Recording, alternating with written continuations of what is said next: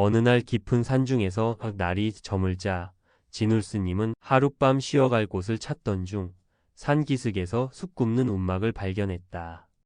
송광사의 16국사 중 제일 세인 불일 보조국사 진울스님이 운수납자로 행각을 하던 때의 일이다. 주인 계십니까? 뉘신지요? 움막에서는 지긋한 노인의 목소리가 들렸다. 지나가는 객승인데 하룻밤 신세 좀 질까 합니다. 움막 안의 노인은 스님을 맞게 됨이 영광스러운 듯 내다보지도 않던 좀 전과는 달리 허리를 구부려 합장하며 정중히 모셨다. 이런 누추한 곳에 스님을 모시게 되다니 그저 송구스러울 뿐입니다. 노인은 감자를 구워 저녁을 대접하고 삿자리 방에 진울스님을 쉬시게 했다. 한참 신세 타령을 늘어놓는 노인에게 스님은 물었다. 영감님은 무얼 하시며 사시나요? 그저 감자나 심어 연명하면서 수치나 구우며 산답니다. 영감님 소원은 무엇입니까? 금생에야 무슨 희망이 있겠어요. 다만 내 생에 다시 태어난다면 중국의 만승천자가 되고 싶습니다. 어떻게 하면 제 소원이 이루어질 수 있을까요? 선업을 쌓고 열심히 참선을 하시면 됩니다. 스님은 공부하는 방법을 자상하게 일러줬다. 정해쌍수.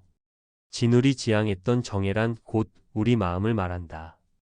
우리 마음의 번뇌가 사라진 자리를 정이라 하고 그 자리에서 바른 생각이 일어나는 것을 해라 한다. 깨달음을 성취하면 분별 망상이 사라져 항상 바른 생각이 나오는 정해가 된다.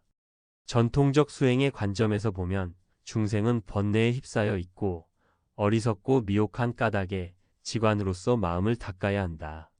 지관이 닦음의 출발이고 정해는 지관에 의해서 도달하는 특정한 수준으로서 수행 결과라고 말할 수가 있다. 그리고 개정, 해, 사막은 불교 수행 체계의 가장 기본이다. 개는 맑고 밝은 생활을 하는 것, 그 위에 고요하고 선한 마음이 증장되는 것, 이게 정이다. 거기에서 실질적인 존재에 관한 통찰적 지혜가 나오는데 이것이 해이다. 그래서 개정해인데 실제 수행을 해가는데 있어서는 일단 개는 기본으로 놔두고 정, 해 두 가지로 나누어진다.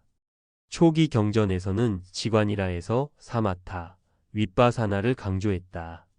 사마타는 그칠지차, 윗바사나는 볼관차, 그래서 지관수행이라고 한다. 사마타, 윗바사나가 수행의 큰 본류이다. 정해쌍수란 정과 해를 한쪽에 치우침 없이 고루 닦아야 한다는 것인데 수행자는 선정참선 수행과 지혜 불교이론 공부를 함께 공부해야 한다는 뜻이다. 불교 수행 방법론상 선종과 교종의 대립을 극복하기 위해 나온 말로서 선과 교를 함께 공부함이라 해서 선교겸수, 선교병수, 교관겸수, 지관쌍수, 선교일치 정해쌍수 등이 다 같은 말이다. 정과 예는 한쪽에 치우침 없이 고루 닦아야 한다는 것인데 교과 선을 함께 공부함을 말한다. 이를 교관겸수라고도 한다. 보조국사는 선교상자의 정해쌍수를 그 지도 이념으로 해서 그릇된 폐단을 없애고 올바른 깨달음의 길을 열기 위해 정해결사를 했다. 30여 년간 수도에 전념하던 스님은 길상사, 현재의 송광사에 주석하시게 됐다.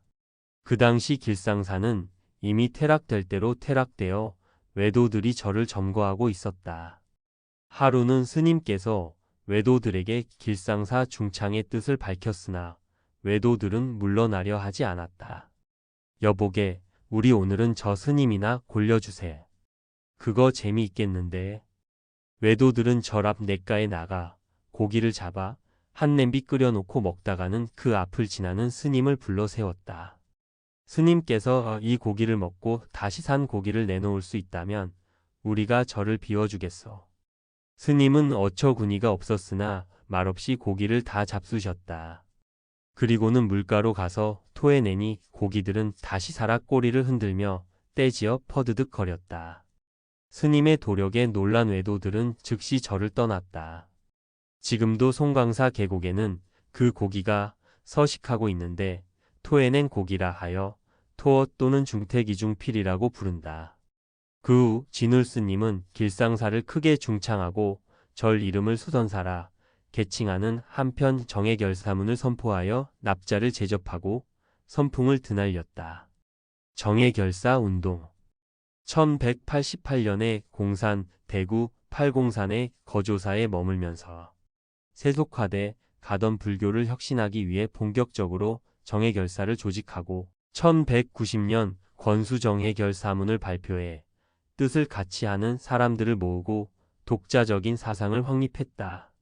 권수정해결사문을 줄여서 정해결사문이라 하는데 이는 정해결사를 결성할 때의 취지문으로서 불교의 수행에 있어서 핵심이 되는 정과해를 함께 수행해야 한다는 정해쌍수론을 바탕으로 해서 세속화되고 정치와 연관돼 타락한 불교를 배척하고 살림에서 선수행에 전념하자는 내용이다.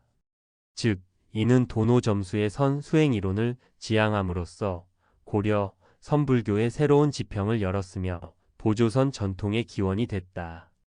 그 후 1200년 송광산 길상사, 현재의 송광사 전실로 옮겨 절 이름을 수선사라 고쳐 부르고 정해결사 운동을 적극 추진했다. 이 결사운동은 종파 대립적인 교육을 지향하고 정과 해를 함께 닦아야 온전한 공부가 됨을 설파한 운동이었다. 이에 1197년 많은 승려들을 비롯해 왕족 및 관리 등 제가자들 수백 명이 결사에 참가했다. 그러던 어느 날 중국 천태산에서 16나하님이 금나라 6대 천자인 장종의 공양청장을 갖고 진울스님을 모시러 왔다. 금나라는 여진족이 세운 나라로 1115년부터 1234년까지 약 120년간 번성했던 나라였다.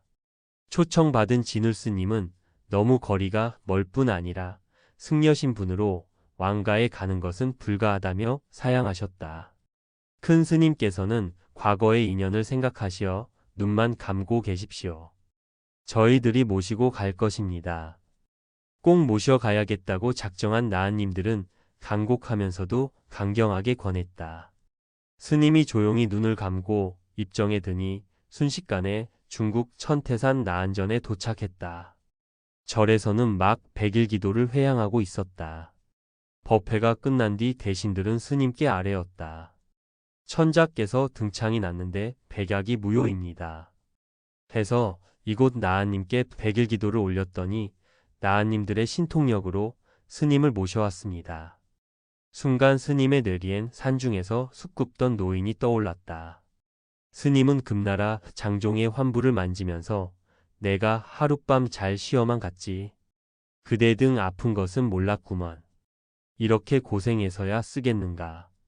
어서 쾌차하여 일어나게 하니 천자의 등창은 언제 아팠느냐는 듯 씻은 듯이 완쾌되었다. 천자는 전생의 인연법을 신기하게 생각하고 스님을 스승으로 모셨다.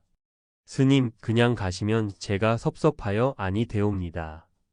천자는 사양하는 스님에게 보은의 기회를 청하면서 많은 금랑가사와 보물을 공양 올리고는 셋째 아들인 담당세자로 하여금 스님을 시봉케 했다. 보조 스님께서는 중국의 세자를 시봉으로 삼아 수선사로 향하였다. 키도 크고 용모도 출중했던 담당세자는 앞서서 아장아장 걸어가는 진울스님을 따라가면서 큰 스님이라고는 하지만 저런 사람 따라가서 뭘 배우겠나 라고 생각을 하였다. 타심통으로 뒤에 따라오는 황제 아들의 마음을 읽은 진울스님이 말했다. 그래, 내가 그리 키 크고 똑똑하면 내가 먼저 서거라. 그 소리를 들은 세자는 백배 사죄하였다. 스님, 제가 잘못했습니다. 이제 내 말 잘 듣겠느냐? 예, 스님 시키는 대로 하겠습니다. 수선사에 도착한 진울스님이 말했다. 너는 여기 들어가서 3일 동안의 깨달음을 이루어라. 그렇지 않으면 너와 나는 인연이 없다. 수선사에 딸린 작은 정각에 황제의 아들이 들어가서 밤낮 주야로 용맹정진하여 3일 만에 깨달음을 이루었는데 그 후 그 정각은 삼일암으로 불리었다. 삼일암은 가장 최근까지 효봉선사와 구산선사가 주석하였던 곳이며 삼일암의 약수는 삼일영천이라 불리고 있다. 송광사에서는 매년 음력 3월 26일이면 진울도는 스스로 모구자라 불렀던 보조국사 종제를 봉행하며 그 유덕과 가르침을 기리고 있다.